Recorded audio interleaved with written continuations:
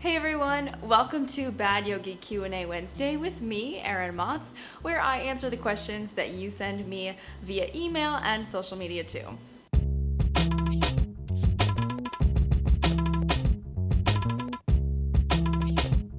Today's Q&A is actually completely different than most Q&As that we normally do. Usually I pick a question that's yoga related and I expand on that. But this week I got tons of random little questions, and since I haven't really done anything a little bit more personal for a while, I thought it would be fun to answer some of these. So since I pulled them all from different places, I don't have exactly where people are from, but there's a few questions here.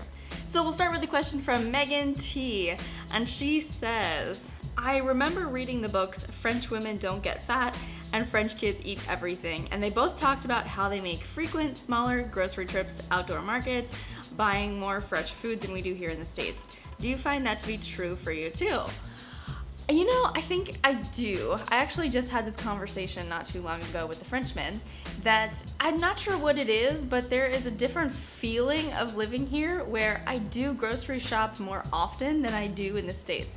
Not necessarily big trips to the grocery store, but like I'll just decide that I want to make a tomato salad, and it feels accessible because, you know, there's a fresh produce market open 6 days a week right up the road. So I think the availability of those things makes it more conducive to living that way, if that makes sense. Whereas, especially if you live in a suburban area in the States, you have to like make a conscious trip to the grocery store. You have to have your list, you're gonna buy a bunch of stuff for the next week or so, and the grocery store is like an actual event in your calendar.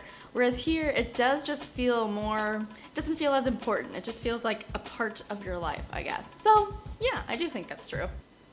Need a haircut. Okay. The second question comes from Laysa. I'm probably butchering that name. Laysa. Laysa? What do you eat on an average day? Do you skip dinner?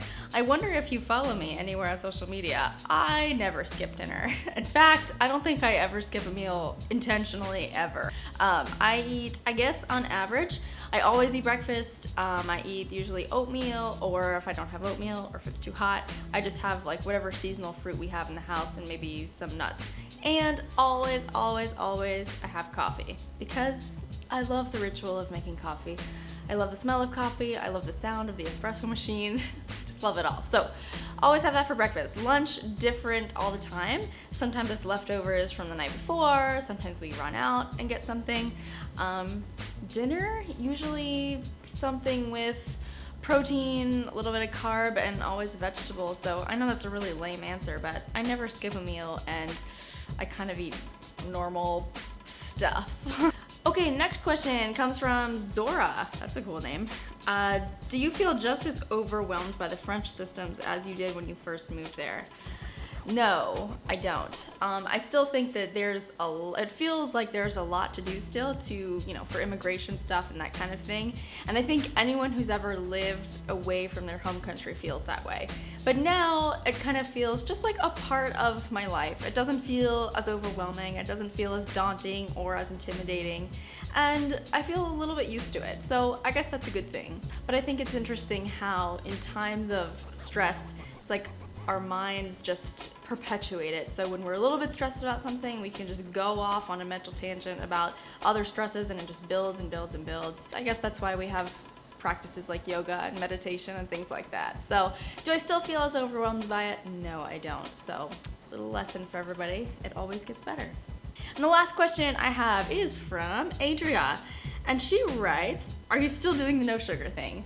I'm not doing the no sugar thing, but I have carried out that habit into now normal living. So instead of having ice cream every day or something crazy like that, I still have chocolate every day, but I have a little bit, and I make sure that it's like, it's organic and there's low sugar content in there. And I usually try to make sure there's some kind of nut or like dried fruit in it. Probably doesn't make it healthy, but in my mind, I feel like that's better than just having like plain sugar chocolate.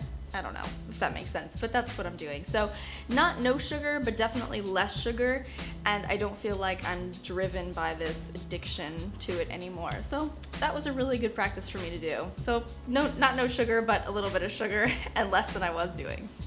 So there you have it, Q&A Wednesday. I hope you enjoyed that. Now let me know what you'd like me to tackle in the next round of questions, and I will see you guys right back here next time.